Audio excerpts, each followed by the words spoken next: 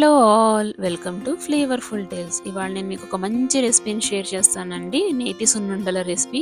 ఇది పిల్లల హెల్త్కి చాలా మంచిది. ఇది పిల్లల బోన్ స్ట్రెంగ్త్కి అలాగే వాళ్ళ మజిల్ స్ట్రెంగ్త్కి కూడా చాలా మంచిది. సో ఇక్కడ తయారీ విధానం చూపిస్తున్నాను చూడండి. ఇక్కడ నేను ఒక బాణీ తీసుకున్నాను. బాణీ బాగా వేడైన తర్వాత అందులో నేను ఒక హాఫ్ కప్పు మినుముల దాకా వేస్తున్నాను. మీరు ఈ మినుముల ప్లేస్లో మీకు కావాలంటే తెల్ల మినపగుళ్ళు కూడా వేసుకోవచ్చు, లేదు అంటే నల్ల మినపప్పు కూడా వేసుకోవచ్చు. నేను ఇక్కడ ఒక హాఫ్ కప్ దాకా తీసుకున్నానండి.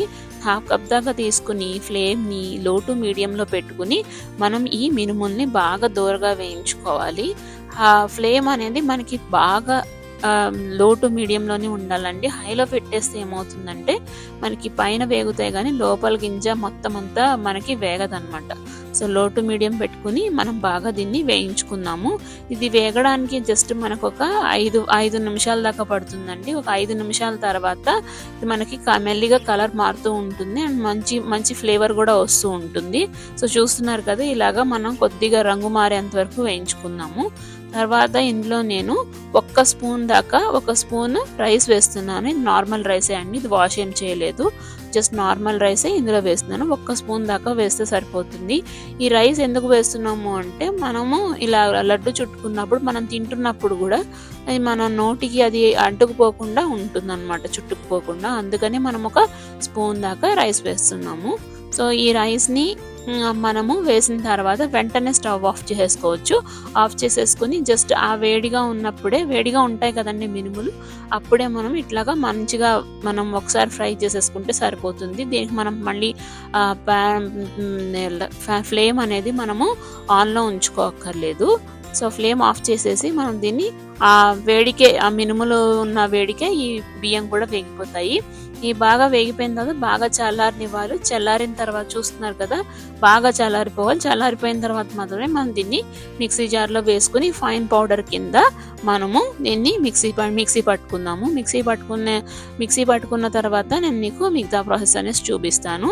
అండ్ దీనిలో నేను ఎంతైతే మినుములు తీసుకున్నానో అంతే క్వాంటిటీలో నేను బెల్లాన్ని కూడా తీసుకున్నాను. నేను జస్ట్ ఒకసారి బెల్లాన్ని మిక్సీలో వేసాను, సో దట్ ఇట్లాగా మనకి ఫైన్ పౌడర్ లాగా వస్తుంది. సో ఇక్కడ చూస్తున్నారు కదా, నేను మినుముల్ని ఇట్లాగా మిక్సీ జార్లోకి ట్రాన్స్ఫర్ చేశాను. ముందుగా మనం మినుముల్ని బియ్యాన్ని మిక్సీ పట్టుకుందామండి. తర్వాత బెల్లాన్ని యాడ్ చేద్దాము. 2 ఒకసారి వేసేస్తే ఏమవుతుందంటే మినుములు అనేవి మనకి మిక్సీ అవ్వవు. సో ఇప్పుడు నేను మీకు మిక్సీ చేసి చూపిస్తానండి. చూస్తున్నారు కదా, నేను ఆల్రెడీ మిక్సీ పట్టాను. ఇట్లా మరీ మెత్తగా కాకుండా మరీ బరకగా కాకుండా కొంచెం మీడియంగా ఉండేలాగా మనము పిండిని అనేది రెడీ చేసుకోవాలి. సో ఇందులో ఇప్పుడు నేను ముందుగా మనం రెడీ చేసుకున్న బెల్లం ఉంది కదండి, ఆ బెల్లాన్ని కూడా యాడ్ చేస్తాను. అంతకన్నా ముందుగా నేను దీన్ని ఒక ప్లేట్లోకి తీసి పక్కన పెట్టుకున్నాను. పౌడర్ని పక్కన పెట్టుకోవాలి.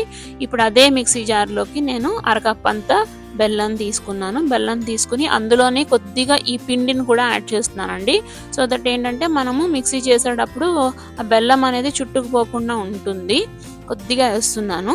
కొద్దిగా వేసేసి దీన్ని మళ్ళీ మంచిగా మిక్స్ చేసేసుకుని పెట్టుకోవాలి. ఇక్కడ చూస్తున్నారు కదా, ఎంత మెత్తగా ఉండాలి. ఎంత మెత్తగా ఉంటేనే మనకి ఆ బెల్లం అనేది ఈ పౌడర్లో బాగా కలుస్తుంది. సో ఇప్పుడు బెల్లాన్ని కూడా మిక్సీ చేసేస్తున్నానండి. మిక్సీ చేసేసి అందులో వేసేస్తున్నాను. ఇప్పుడు రెండింటిని బాగా కలుపుకోవాలి. ముందుగా దాన్ని బాగా కలుపుకొని ఇట్లా మన చేతితో ఇలాగా రబ్ చేసుకుంటూ వేస్తే ఏమవుతుందంటే బెల్లం అనేది బాగా పిండికి అంటుకుంటుంది అనమాట. ఈ 2 మిక్స్ చేసుకుని మనము కావాలంటే మనం ఒక ఎయిర్ టైట్ కంటైనర్లో కూడా స్టోర్ చేసి పెట్టుకోవచ్చండి. స్టోర్ చేసి పెట్టుకుంటే మనకి ఎప్పుడు కావాలంటే అప్పుడు కొద్దిగా నెయ్యి కాచుకుని అప్పటికప్పుడు మనము సున్నుండల కింద చుట్టుకుని కూడా ఇవ్వచ్చు. సో ఇక్కడ చూపిస్తున్నాను చూడండి. ఇప్పుడైతే నేను ఒక 1/2 కప్పు దాకా నెయ్యి తీసుకున్నాను. మొత్తం ఒకటేసారి కాకుండా కొద్దిగా వేసుకుంటూ మనము మినప సున్నుండ అనేది చుట్టుకోవాలన్నమాట. ఇక్కడ చూస్తున్నారు కదా, కొద్దిగా నెయ్యి వేసుకుని మనకి ఎంత కావాలి అనేది మనకు తెలిసిపోతుంది అనమాట. కొంచెం నెయ్యి వేసుకుంటే మనకి బాగా అలా అంటుకుంటూ వస్తుంది. సో ఇందులో బెల్లం ఉంది కాబట్టి తొందరగానే మనకి లడ్డు అనేవి తయారైపోతాయి. సో ఇక్కడ చూస్తున్నారు కదండి, సో వీడియోలో చూపిస్తున్నట్టుగా ఇట్లాగా నేను మీడియం సైజులో చేసుకొని పెట్టుకున్నాను. మీరు ఈ పౌడర్‌ని రెడీమేడ్‌గా ఉంచుకుంటే ఏంటంటే మీకు ఎప్పుడు కావాలంటే అప్పుడు సున్నుండలు అనేవి అప్పటికప్పుడు వేడి నెయ్యి వేసుకొని మీరు చుట్టేసుకోవచ్చు. ఇది చాలా చాలా మంచిదండి. ఈ మినుముల్లో మనకి మంచి హెల్త్ బెనిఫిట్స్ అనేవి చాలా ఉన్నాయి. పిల్లలకి ఒకటి ఇవ్వడం ద్వారా వాళ్ళ మజిల్ స్ట్రెంగ్త్‌కి అండ్ బోన్ స్ట్రెంగ్త్‌కి చాలా ఉపయోగపడుతుంది ఈ మినుములు అనేవి. అండ్ ఎదిగే పిల్లలకి ఇవి చాలా చాలా మంచిదన్నమాట. సో అందుకని ఇట్లా చేసి పెట్టుకుంటే మనకి ఆల్మోస్ట్ ఒక 10 రోజుల దాకా ఇవి స్టోర్ అయ్యి ఉంటాయండి. మళ్ళీ మనకు ఎప్పుడు కావాలంటే అప్పుడు ఆ పౌడర్‌ని తీసుకొని కొద్దిగా నెయ్యి కలుపుకొని మళ్ళీ చుట్టుకోవచ్చు. సో చూస్తున్నారు కదా, ఈ విధంగా మొత్తం అన్ని లడ్డూల్ని చుట్టేయాలి. చుట్టేసుకుని మనము ఒక ఎయిర్ టైట్ కంటైనర్‌లో పెట్టుకుంటే మనకి ఎంతో రుచిగా ఉండే నేతి సున్నుండలు అనేవి రెడీ అయిపోతాయండి. మీరు ఎప్పుడైనా ట్రై చేశారా? ట్రై చేయకపోతే ఈ విధంగా ఒకసారి ట్రై చేయండి. రుచి అనేది చాలా చాలా బాగుంటుంది. అండ్ ఇక్కడ చూపిస్తున్నాను చూడండి, నేను లడ్డూలు చుట్టేసిన తర్వాత నాకు ఇంకా ఒక 2 స్పూన్ల దాకా నెయ్యి అనేది మిగిలిపోయిందనమాట. సో ఈ విధంగా అన్నీ చుట్టేసుకోవాలండి. మీరు కూడా ఒకసారి ఈ రెసిపీని ట్రై చేసి మీకు ఎలా వచ్చిందో తప్పకుండా నాకు కామెంట్ సెక్షన్లో షేర్ చేసుకోండి. అండ్ ఇవి చాలా కమ్మగా నేతి వాసన వస్తూ చాలా బాగుంటాయి. అండ్ చెప్పాను కదండి, ఇది ఎదిగే పిల్లలకు మాత్రం చాలా చాలా మంచి food. Thank you for watching.